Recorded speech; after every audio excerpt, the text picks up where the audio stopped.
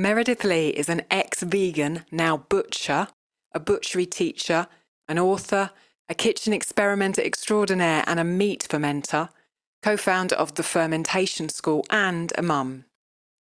She has so much to share, and this is an intimate and engaging conversation. We cover some really important questions, including conscious animal slaughter, Meredith's transition from veganism to ethical meat, the safety worries around fermenting meat, and the one we get so many questions about, nitrates in meat. Patrons of the podcast, check your private feed for a moving after show where Meredith reads a piece from one of her books.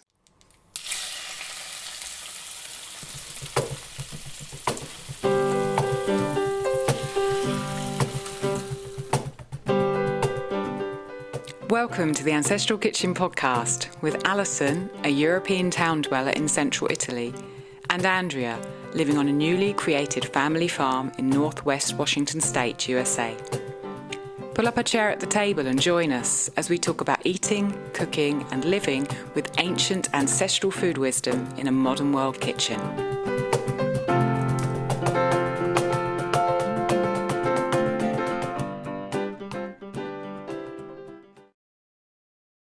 Welcome to Ancestral Kitchen podcast, and I'm here with Andrea today. You might hear I'm a little bit nasal. I'm just getting over a cold.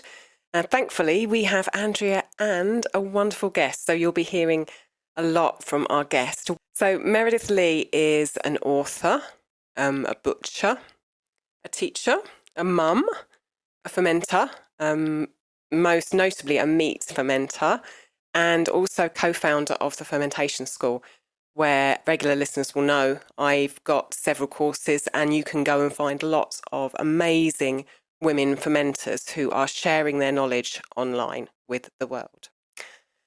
So we've got so much to talk to you about, Meredith. Both of us have had a look at your book, and I feel like this, if you're willing, will be the first of lots of interviews because you've got so much knowledge.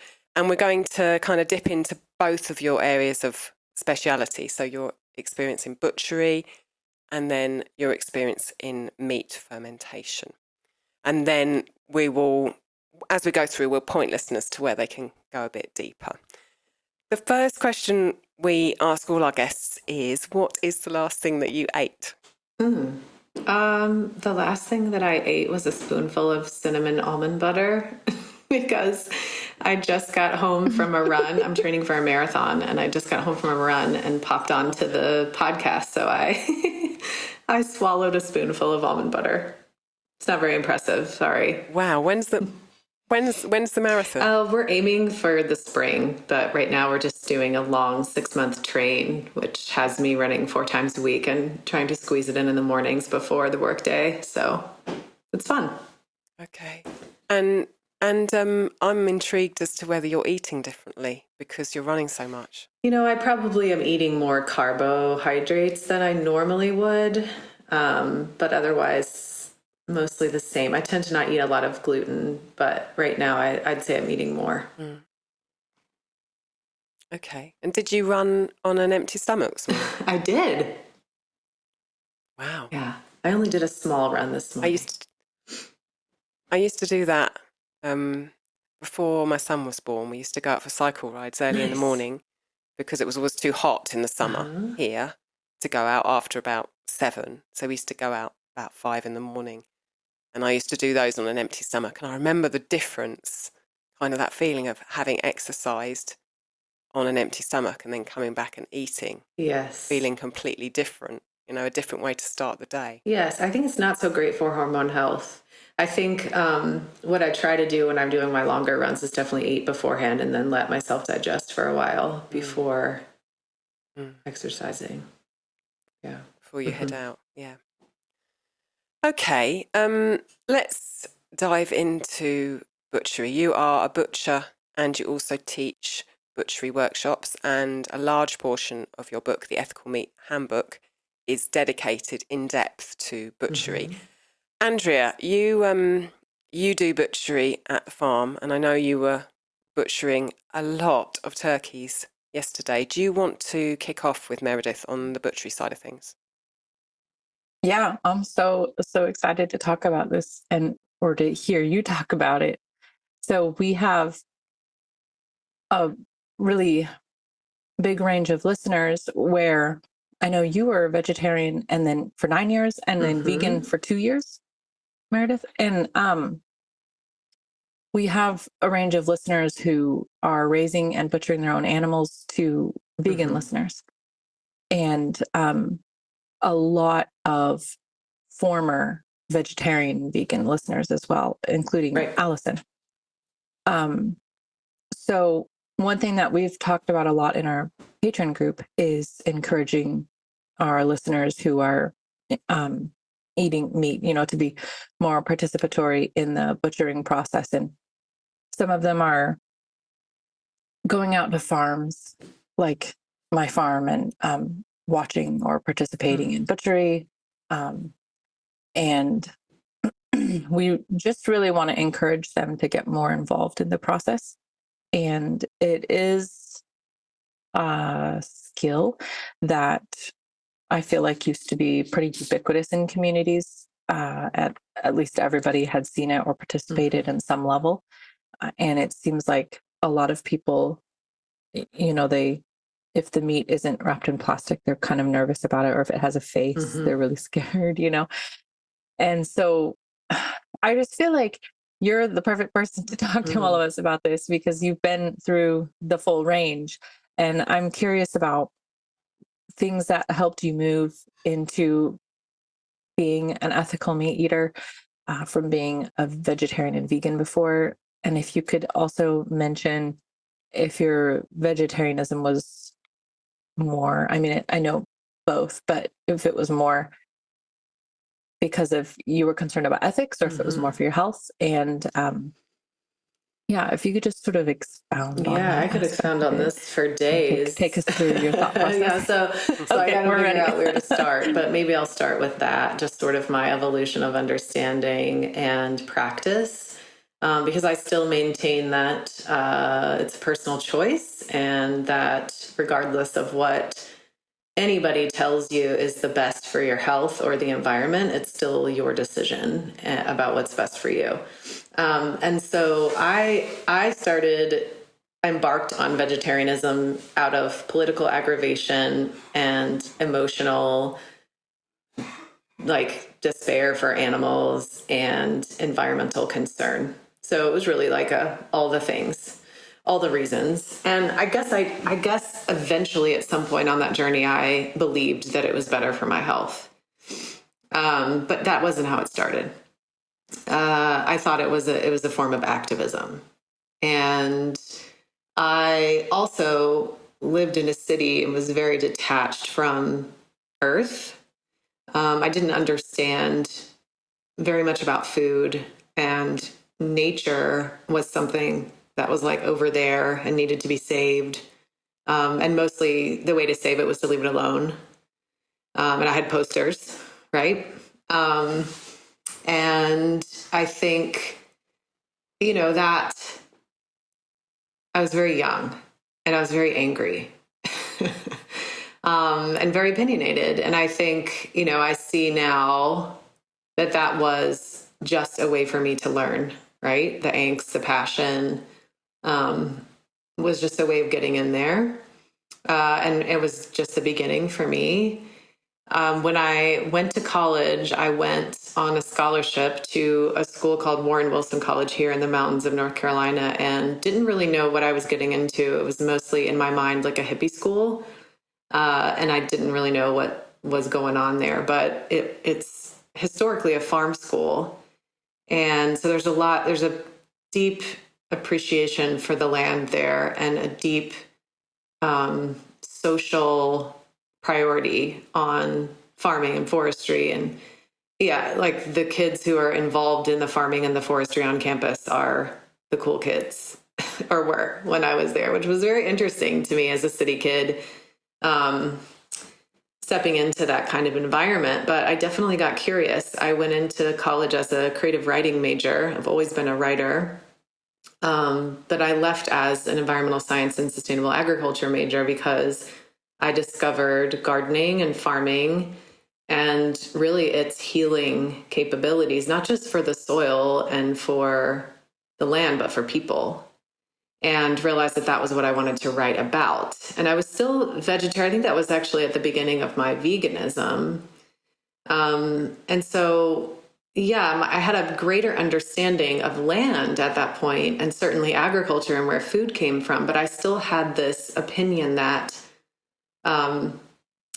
vegetable agriculture would be what saved the world, and that animal agriculture was over there and horrible and the problem.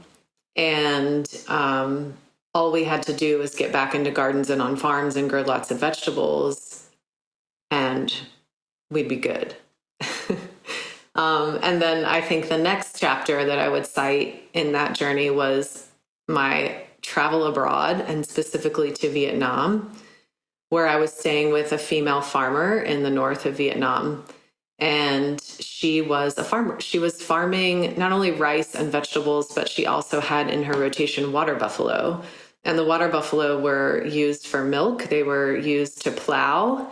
The children rode them to and fro. And they also harvested them for meat.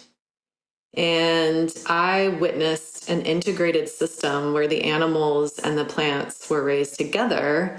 And the animals were providing fertility and enzymatic, activity on the land that was in turn creating a thriving ecosystem for not just plants, but birds and, other critters. And I was fascinated by that. It really opened my eyes.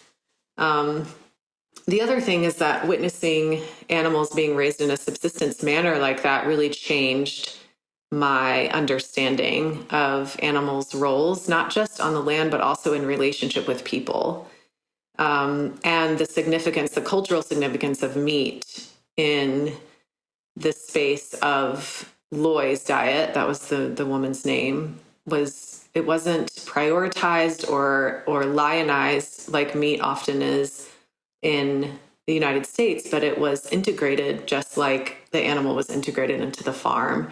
And in Vietnam, it's a gesture of friendship to place food in another person's bowl. So when Loy reached across and placed a piece of water buffalo in my bowl, I couldn't very well say I'm a vegan and I can't eat that. It was a gesture of friendship and solidarity. And so I ate it.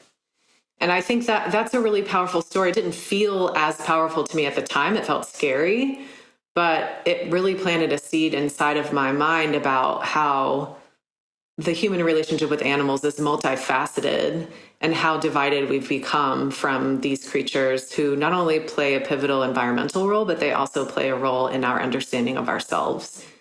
And then I think so I started eating meat at that point, and I came back to my own farm and integrated animals into that farm and went on an entire journey of learning at that point how to care for them, how to allow them to act out their natural tendencies without losing money when I was in business, how to harvest them, how to make best use of the carcasses, how to overcome my own fears of mortality that came up when I was inside of those processes. And it really helped me grow as a person. It really helped me understand myself and my role on the planet.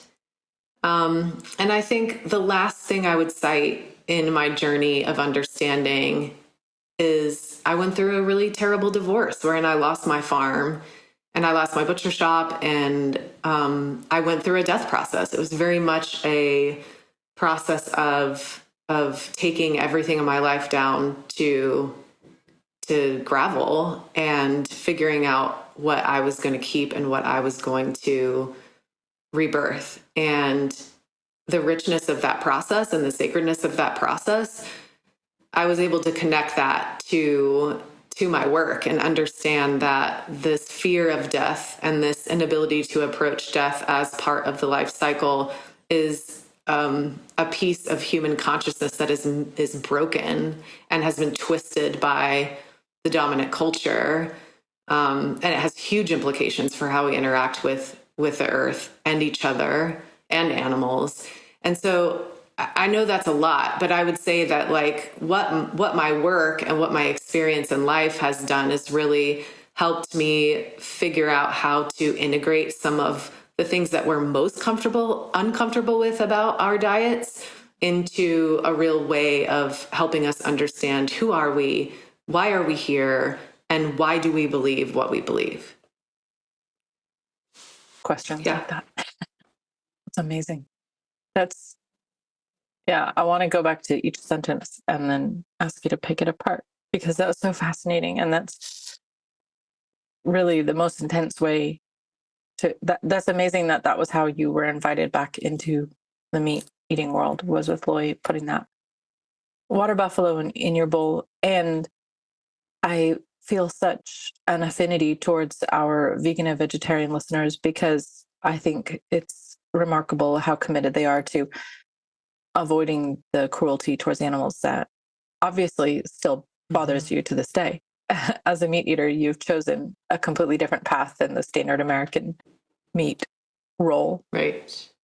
So that's amazing. And it is really interesting how you saw the integration of life with the animals, which growing up in almost any other time or place in the world, you would have seen from a young age, which is interesting. Yeah, I mean, what we can just to comment on that quickly, I'll say that I absolutely understand not wanting to participate in the death of animals, especially when we don't feel our relationship with them. Right. And I think that there's, and that's a little bit counterintuitive. I think that there's a predominantly in the United States, especially a mindset of, I don't want to be in relationship with them. And also I don't want to kill them and eat them. But I think that the actual disconnect is when we had systems, and all of our ancestors had systems of sacrifice and reciprocity tied up in their diets that were very relational, right? And so when hunting happens or when slaughter happens, it's recognized as an energy exchange of which we are participants. And we have to not only be reverent and thankful and thrifty and thorough and mindful, but we also have to give something back and regenerate the system, right? Whereas now it's very detached. There is no relationship. And so, yes, like the death act or the slaughter act, I think it can seem and is, especially in the industrial scale, completely against, the constitution of a living being, right? And so I completely get it. And I completely have compassion and space for those who are with veganism and vegetarianism for that reason. Yeah. If you're into ancestral eating, you'll know that liver is a superfood, full of vitamin A, K, and a whole host of B vitamins, plus many essential minerals. It has a truly exceptional nutrient profile and is a staple of traditional healthy diets. But it's not always as easy to get liver into our lives as we want. Getting a good supply, knowing how to cook it so it actually tastes good, and getting all of our family to eat it. These things can be hard, especially when we're busy or travelling. That's where Andrea and I turn to liver capsules. They give us the incredible benefits of liver without having to worry about the sourcing, the preparation, or the eating. One Earth Health produces organ capsules from 100% grass-fed New Zealand-raised cattle. As a podcast listener, you can get 5% off and free shipping by using the link oneearthhealth.com/ancestral kitchen. And each time you order, you'll also be supporting us to keep on making the podcast. Details and the link are in the show notes. And in our culture also, it seems interesting. I think it's the same where Alison is at, or at least in the UK, but we're so separated from death generally. A lot of people have never sat with a human while the human passed. A lot of people have never seen an animal being killed. And it's just interesting that we're so separated from it. And whenever Allison and I spend a fair amount of time reading older texts and things like that, and the intimacy people had with death, you know, even to the extent of not naming children until they're 2 years old and things like that, is insane, because death was all around all the time and there was no hiding from it. And now we have the illusion that, you know, we can extend our life unnaturally, even with technology and things like that. And it's very interesting to me how much the question of our own death is wrapped up in the question of the animal's death. And I think, so death does two things in dominant culture. It's either hidden and avoided, or it's hyperbolized, right? So like in media and films, death is always violent, you know, almost always violent. And so it's either horribly violent or it's non-existent in the mind. So it's, again, the binary. So I'll talk about the binary a lot probably today, but the either or thinking that's so pervasive in our culture. And when I say our culture, I mean dominant culture. And so I see that, you know, what I've observed, and when I've been able to help people or steward their experience through a slaughter process of an animal, we talk about this and talk about how what we can notice is, if we are mindfully approaching the act, that there are some key moments to witness in that process that we have to pay careful attention to. And what we might even notice is that the dying being is the most peaceful among us. And that it's the living who are bringing the fraughtness to the dying process. And I think, you know, that's certainly not the case on the mass scale that we make food happen in dominant culture, but I think it's worth noting in human and animal death. Yeah. Definitely is interesting. And something that we've talked about with our kids who all participated in the process is animals. Some humans, like you said, we go in with this resistance to the idea, but animals seem to, like, this is an animal's role in nature. You know, the gazelle is caught by the lion or whatever. And I don't know, animals seem more to recognize what happens or where things go. I absolutely believe that there is a moment of surrender when you're in conversation with an animal and performing a slaughter, if you are fully present. And that's one of the things I've been very firm about. Like, I won't do it if I'm not fully present. If I feel distracted, if I feel angry, if I feel like the situation hasn't been ideal in terms of, you know, getting the animal into my arms, right, and like away from its herd, like those kinds of things, then I won't do it. But I think when the conditions are right, I experience a moment where the animal does know that I'm its predator and it surrenders. Yeah, which it does in nature. Anybody who's sat and watched National Geographic, you don't even have to be outside to see that. But people ask me sometimes, like, we choose to name. We name a lot of our animals. We don't always name all the birds, but we name a lot of our animals. And then people are sometimes horrified that I put the name on the package when I package the meat. Because I like being able to, this was Chuck. Thank you, Chuck. You know, really appreciate this. And sometimes people say that, you know, that kind of surprises them. Or they say, oh, was this animal so violent, so you're just happy to kill it? And I told them, actually, if I have a problem with an animal, like an animal's made me angry or something, or I felt angry about something an animal did, I should say, I don't want to butcher it. And I like you, I've been upset at an animal, like maybe it like chased to beat one of my kids or something. And I don't, I told them I consciously don't want to feel like I'm revenge killing an animal. I want to wait until the time is right, or let my husband do it. One or the other. Because I do feel that what you said. I feel think that goes back to strongly. the fact that you're in a relationship with the animal. Like what you're talking about is the relationship. Yeah. You know, and like I think Right. Yeah, absolutely. Well, like there's a huge amount of privilege in that to recognize, because like think about people, the conditions of working in the industry.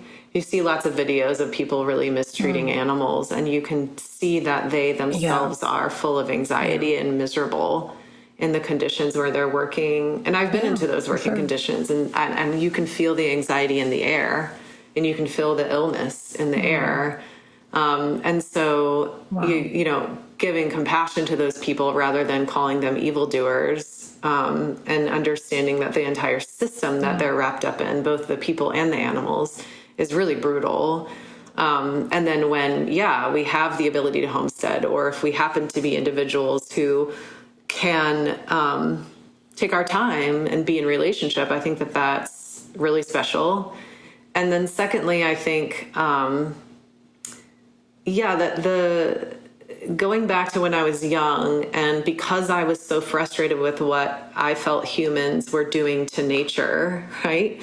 That we were over here and nature was over there, and we were messing it up and we were extracting from it. Then because of my really well-trained binary mind, the solution was leave it alone, right? And I think that that's very much still pervasive in modern day environmentalism. Is okay, well, we've done too much, we've taken too much, it's out of balance, and so the answer is to leave it alone. And in a sense, what we're saying when we say that is we are not going to be in relationship, we are not participating, right? I don't think we realize consciously that we're saying that. But when we say leave it alone, let all the land rest, let all the herbivores go, right? Instead of saying, let's get into vigorous participation with these landscapes and these animals, and figure out what is the relational way of reciprocity, then, you know, I think somebody like you who is doing that, giving the animal a name makes perfect sense, right? Because you want to be able to not only trace the story and the lineage of the food and the nourishment, but also give thanks. But I think that I understand why within the binary framework of how we think about caring for the earth and doing food, that feels like the opposite of the answer to some people. Do you know what I'm saying? 100%. I know what you're saying. And it's interesting your choice of words, because Joel Salatin calls it the difference between what he terms abandonment environmentalism versus participatory environmentalism, which I think is profound, especially in the landscapes that I've seen. And as when I was new to forest, I mean, I'd always grown up in the Northwest, but I didn't see the forest, if you know what I mean. And when I was new to forest, I was like, oh yeah, this forest looks really nice, it should be left alone. And now I see it and I'm like, oh my goodness, it's a chaotic monoculture mess, and it needs to be engaged with, because it's not, you know, you just see it differently the more you get into something. And I wonder if, do you also feel like part of something I've noticed that sometimes produces resistance in people is the humanizing of animals, or as Will Harris says, the only relationship many people have ever had with an animal is a companion animal, like a dog or a cat. And so there's a loss of translation when you say, that you just went out and butchered your cow that you've had for 3 years, and that, you know, you raised from a calf and named and everything. And they're like, how could you do that? I mean, I think there's so many things going on, but certainly one of them is, the projection of self onto the animal, right? especially if the animal has like eyelashes and, it's like different with chickens than it is with lambs, for example, for people. Yeah, right. Rabbits. Yeah, so it's a lot of, thinking we know what the animal's experience is, A, and then B, like projecting and projecting our ego onto animals is something that's very pervasive, and I think it's really important to remember. And one of the reasons that animals are what I would say is closer to God than humans are, there's this pervasive mentality that people who kill animals or people who eat animals believe that humans are higher beings than animals. But if you go back into ancestry, you go back into indigeneity, animals were connected to the spirit world. All animals had a spirit. That doesn't mean that we didn't eat them. It was just that we were more conscientious and reverent and mindful about the relationship of reciprocity and our connection to the animal, right? And I think that the important thing to realize, like in our more modern scientific terms, like one of the reasons for that is that animals don't have egos. They don't possess the self-importance that humans do.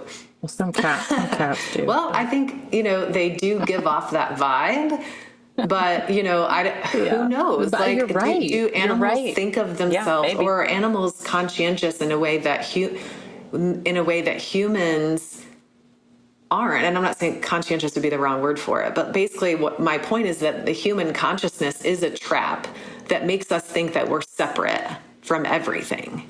Right? When everything is connected, there is no other, there is no individual. Which is weird because we live, we live on the planet with nature. I don't know why people are like, leave nature. We are nature. You are a part of absolutely. Nature, And that's the thing too, is like everything we do is of nature. Even the terrible things that we do is of nature. And so what are you going to do about it? You know what I mean? Instead of saying, I will cause no cataclysm, the question is, of all the cataclysms that I caused, from like stepping on the soil to slaughtering a cow, how does that work itself into the entire fabric of how I live as nature?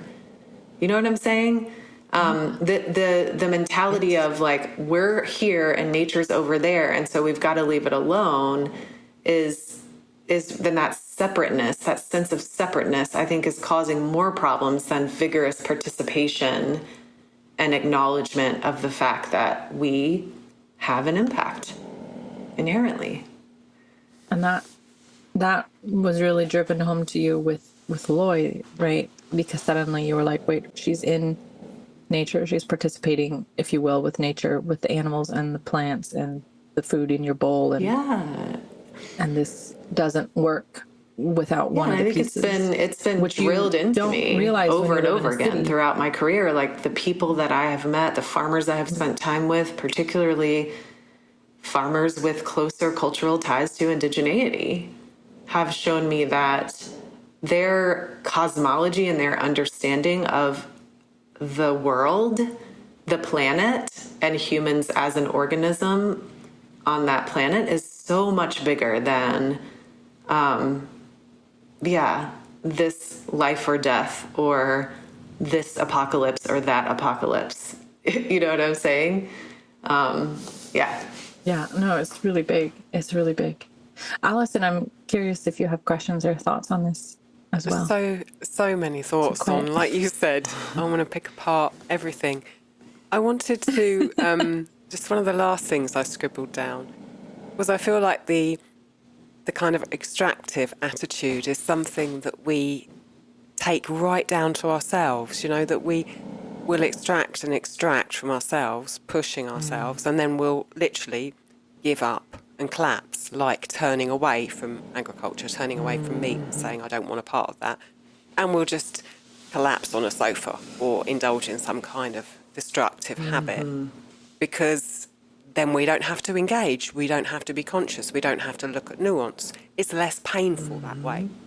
Whereas actually what we need to be is conscious in ourselves to say, actually, I'm pushing too much now.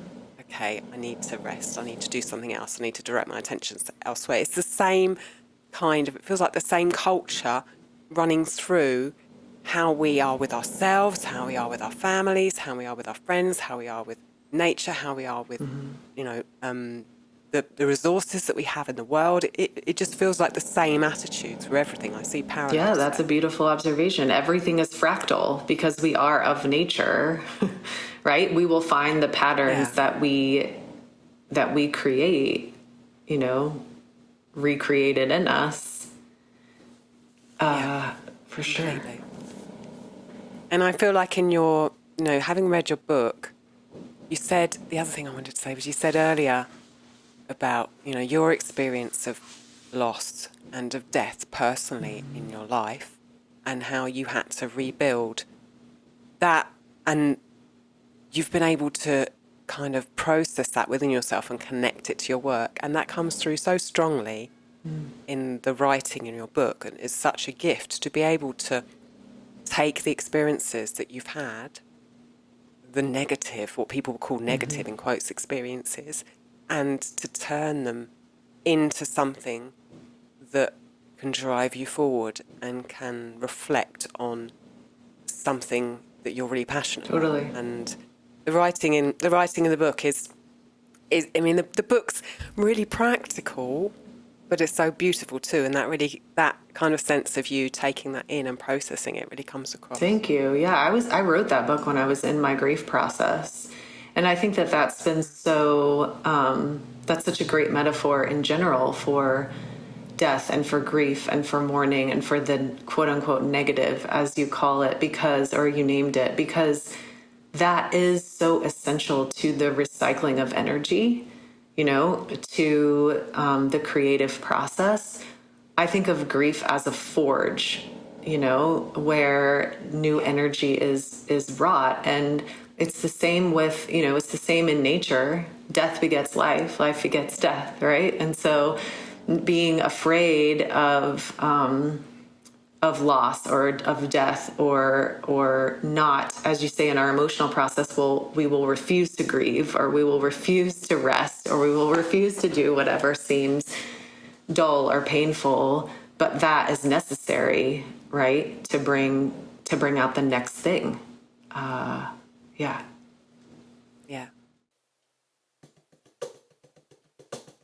Hey there, thank you for being a listener of the Ancestral Kitchen podcast. It means so much to Allison and I when you post a review on Apple or Spotify, or share about the podcast in your stories, or send us a message and let us know what it means to you, which is hopefully something good. You can also sponsor the podcast through our Patreon account and help Rob buy weird gadgets to edit out my coughs and microphone bumps in the background. We have a variety of different levels you can choose from and a bunch of different benefits you can enjoy, ranging from additional interviews to video content and downloadable goodies. Check it out at patreon.com/ancestralkitchenpodcast.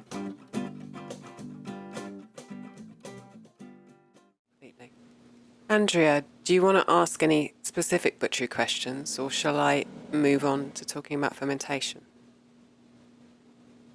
No, I think for the specific butchery questions, I would point to the people either book. to the book Yeah. or to her courses. Yeah. Because you have a lot of really great courses. Yeah, thanks for mentioning Meredith. that. And I think, you've got, like, if somebody wants just to make, like, you have the koji charcuterie, for instance, or semi-dry sausages, or somebody could get your entire bundle of the charcuterie. Yeah, so the whole class goes all the way from whole hog butchery to using every scrap to make different bits of charcuterie.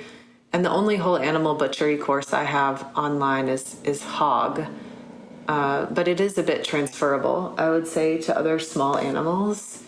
I encourage it's at the Fermentation School, and So I think, Allison, let's just have people look there. Yeah, so for the details, I wanted because we could ask her 1,000 questions about that. I wanted to remind listeners that they have a 10% discount on those courses through the podcast.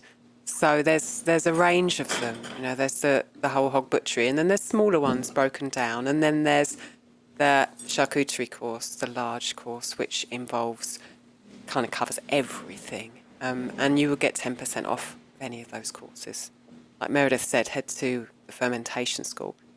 And I'd like to move on to talking about meat fermentation now, a little bit, which is topical. I think that we've talked quite a lot on the podcast about fermentation, about fermented drinks, fermented veg, fermented sourdough. Not an episode goes by where we don't talk about fermentation. And most listeners have done some form of fermentation, but it's probably vegetables, or it's probably drinks or sourdough. Meat fermentation feels like a kind of a different ball game, and yet it is such a strong part of traditional fermentation practice in ancestral cultures. People find it scary. People find it more challenging, a bit more of a kind of a leap than just, chopping up some sauerkraut, putting it with some salt and mixing it with their hands.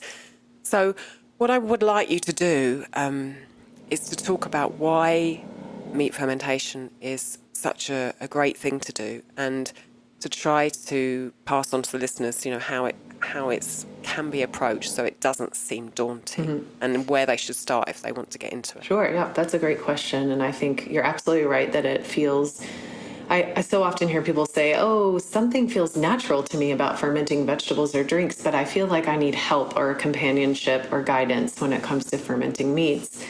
And I would say, yeah, I understand that for sure.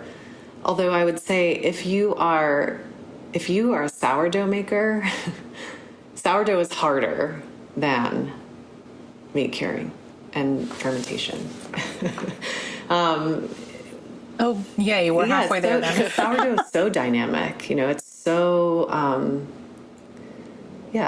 it's so much more of, I think, a relationship with a community of microbes than even making a salami is. And I don't say that to like debase the making of salami as like a living food.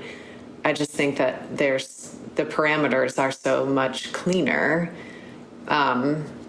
whereas sourdough is trickier. So when, sourdough nation was a thing during COVID, I was laughing because I was like, wow, if everyone can do this, everyone can cure ham. It's just a psychological block. And so the thing first of all, I would say in terms of why to do it is because if we truly want to make thrifty and delicious use of entire animals and stop prioritizing the middle meats and the steaks and the quick cooking grillable cuts over the rest of the carcass, then some sort of preservation is necessary. And I learned that very quickly as I began butchering and managing a butcher shop and trying to merchandise highly perishable foods to a clientele that did not yet understand how to eat the entire animal, is that, oh yeah, we were going to have to do some salting. We were going to have to do some preservation. And that's what our ancestors also encountered, right? And that's what bore forth all of the traditions around the world for, braising meat in fat or salting meat or making sausages, etc. And so I teach, charcuterie, which is the French term for all different kinds of cured meats, but that doesn't mean it's a strictly European practice. Everywhere you go in the world, there will be some iteration of what I teach in my courses. It might just be spiced differently, or it might use a different species of animal.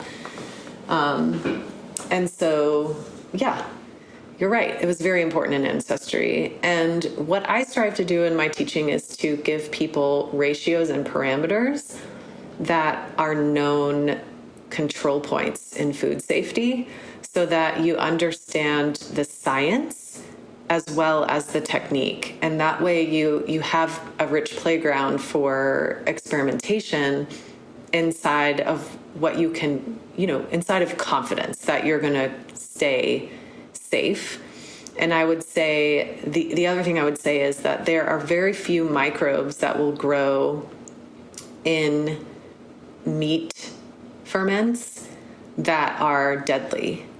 Botulism is the concern, which is also a concern in vegetable fermentation, right? And when we know the parameters and we know the control points, then there's really no need to be concerned.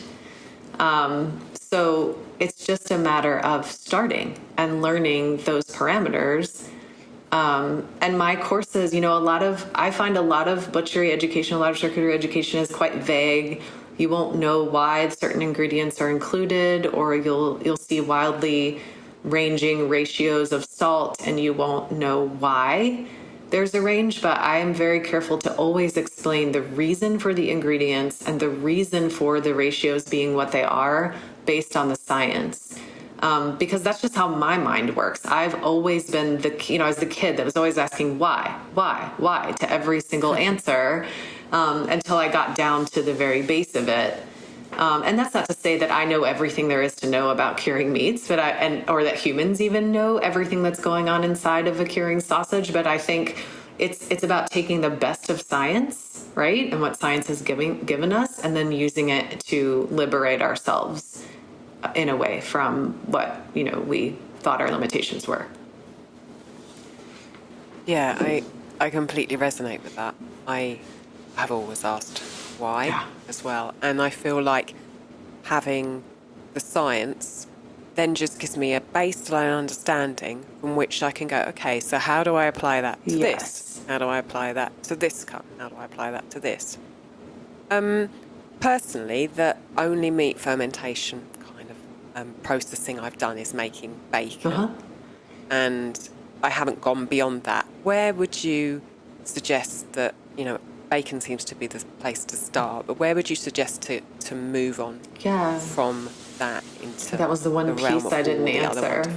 Yeah, I think dry curing of whole muscles like bacon or hams is a really great place to start, and it's pretty versatile. So you can start out salt curing whole muscles like bacon and then cooking them, because bacon is a cooked product, which isn't technically a fermentation process. Or you could salt cure mussels and move into hanging them to ferment and cure. And with whole mussels, it's going to be a really light sort of yeast dominant fermentation.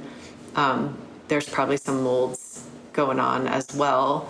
And it's not really until you get into ground meat fermentation, like sausages and salamis, that you really get into bacterial fermentation, or a really pronounced fermentation process where you need really, you need climate control essentially for that, right? So I think the easiest things are going to be, as you said, salt curing a whole mussel. And that's something that I encourage people to do. If they just know that this is not going to be something that they get into, then I at least encourage people to understand how to salt cure bacon and hams in order to produce their own lunch meats or et cetera, because of the nitrate question and because of the concerns around that. And so I think, if you're going to start and end with something that is approachable, that's the thing to do. So of your courses at the Fermentation School, which one covers that whole cut? There's one called Dry Curing Meats, or Dry Curing, I think, and then the Making Bacon one is also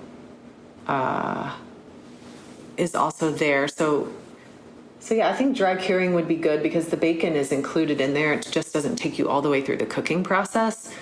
But it does include, here's how you would cook it. I just tell you how you would cook it. And then I also tell you how you would take a whole mussel that's been salt cured and move it into a fermentation process.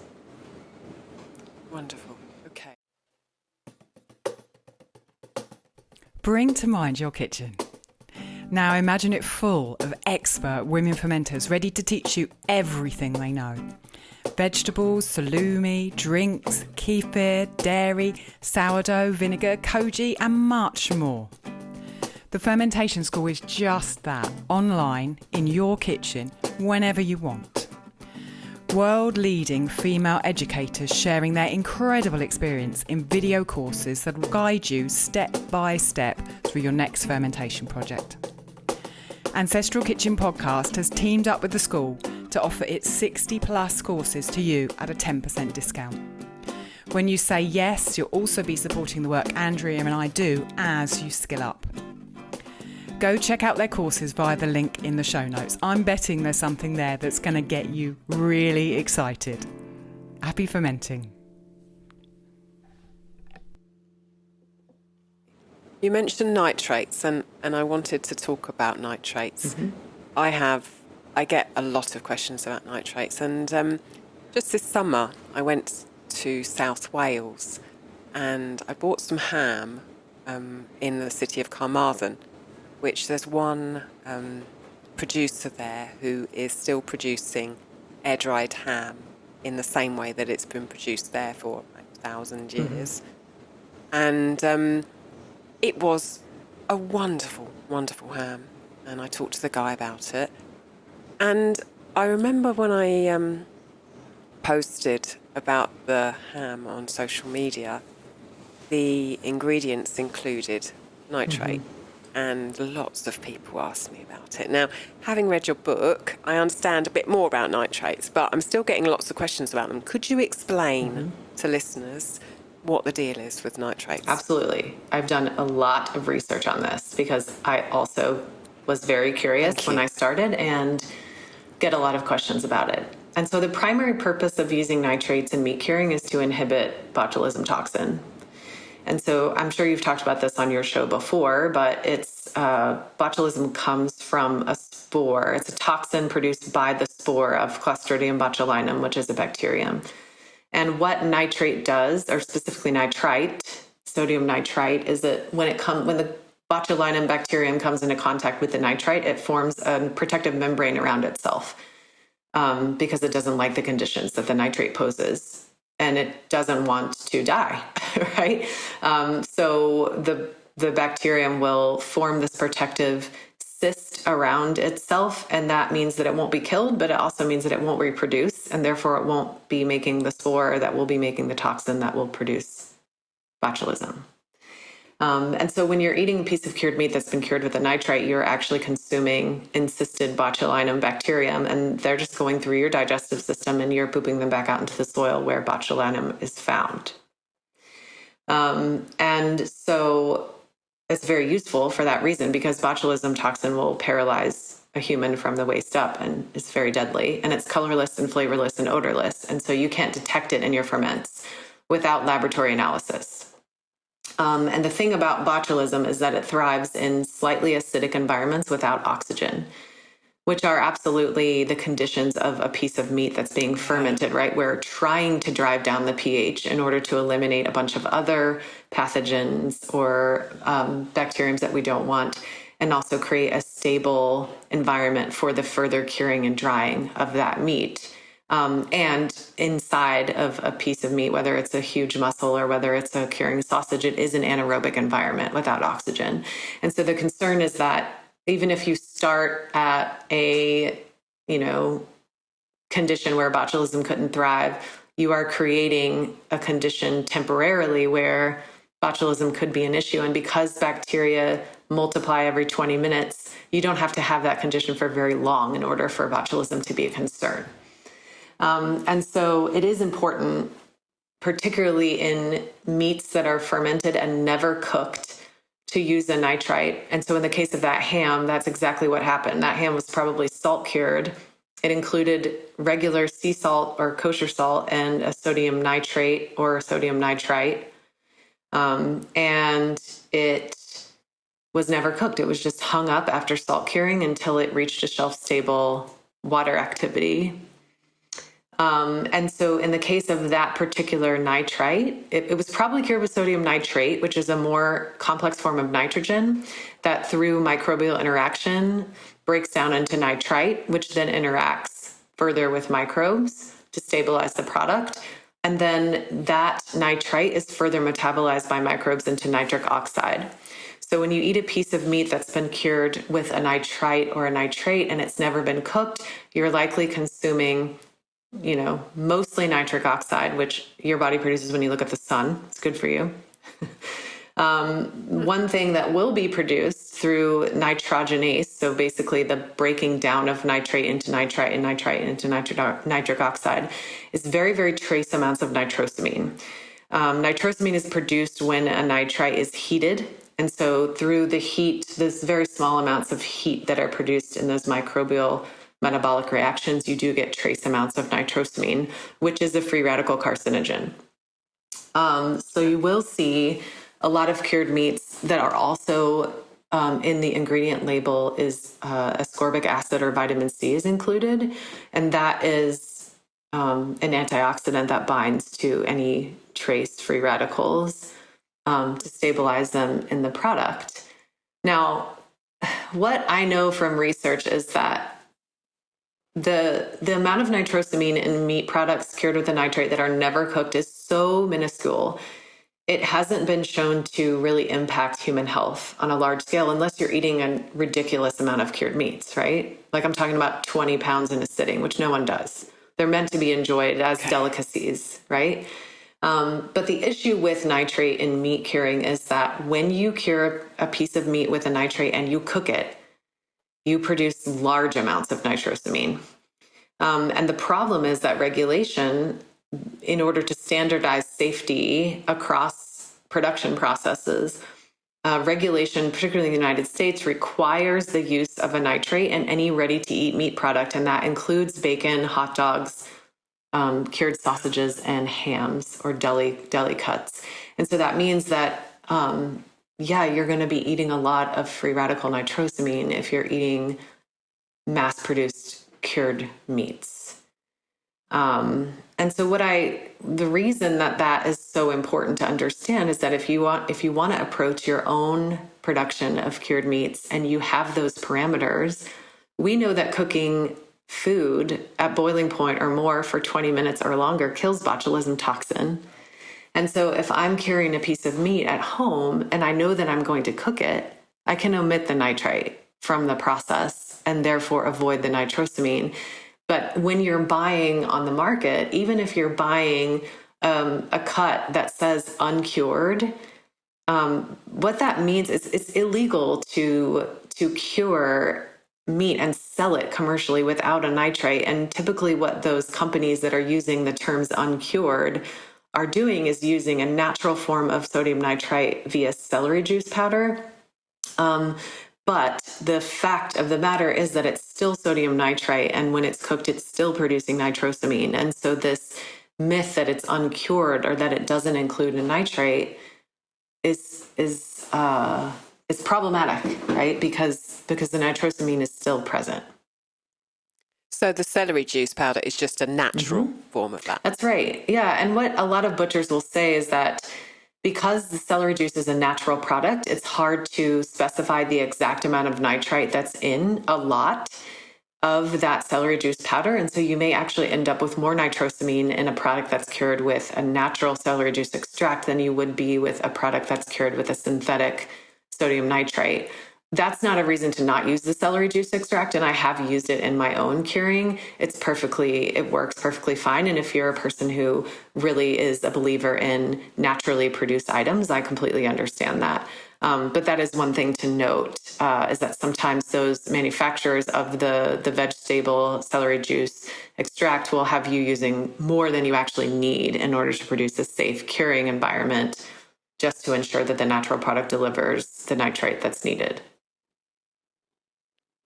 Wow.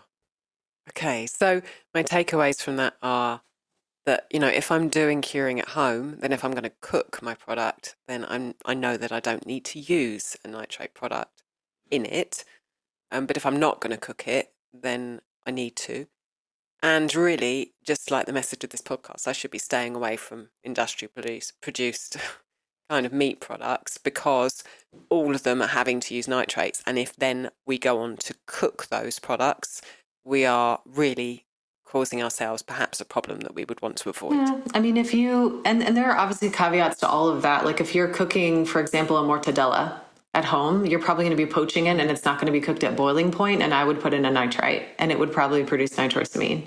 Okay. Right. So there's always gray areas there that, taking the courses or reading the book or understanding, the parameters and the boundaries around them is important. And I think also, if you're buying cured meats that are industrially produced that are never cooked, then especially if they're also cured with ascorbic acid, then you can feel a little bit better, right, about about it.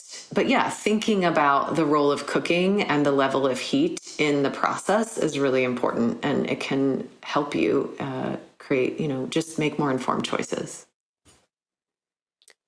Thank you.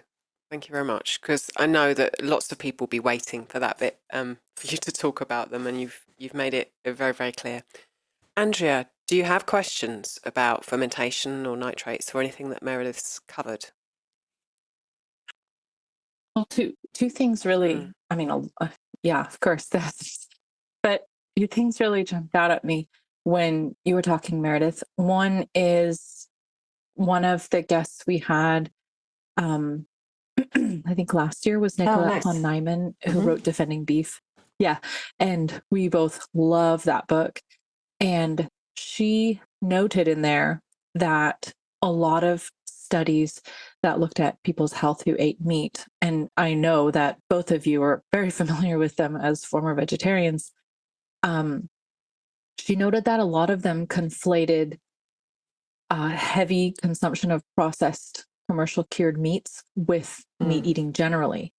And she found that when you did more analysis of the studies, that a lot of the health issues people had could be isolated to people who were eating high quantities of these commercially cured meats.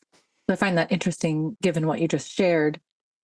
And the other thing that comes to mind is, well, we have the best listeners in the world of any podcast ever, super, super engaged and always involved.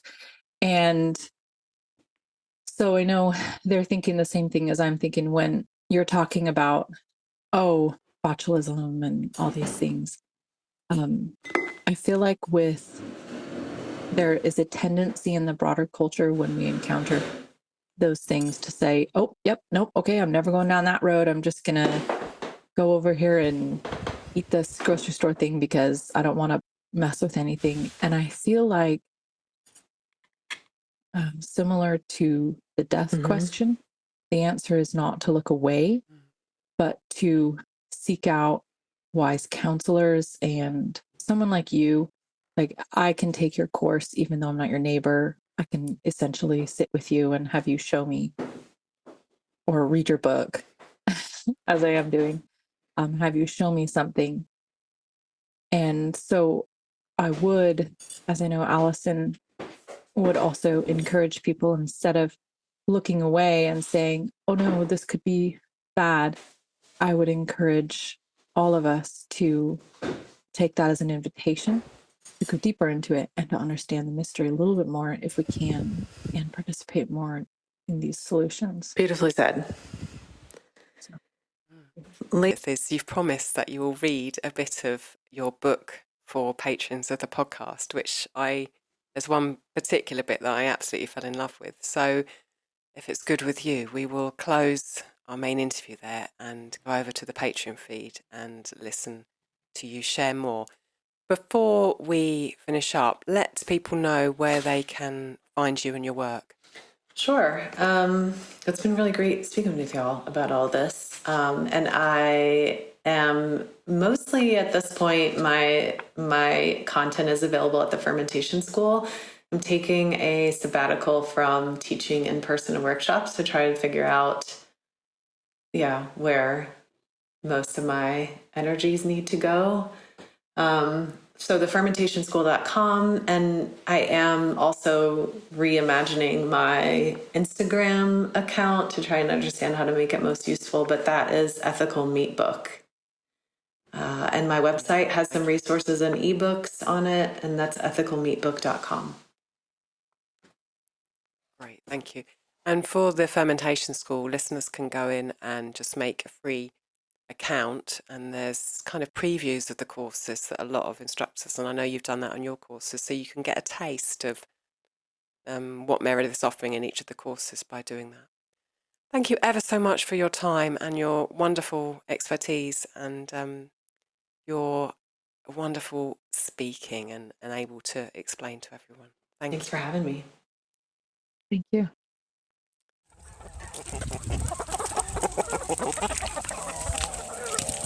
Thank you so much for listening. We'd love to continue the conversation. Come find us on Instagram. Andrea's at Farm and Hearth and Alison's at Ancestral_Kitchen. Until next time, we both wish you much fun, exploration and satisfaction in and out of the kitchen.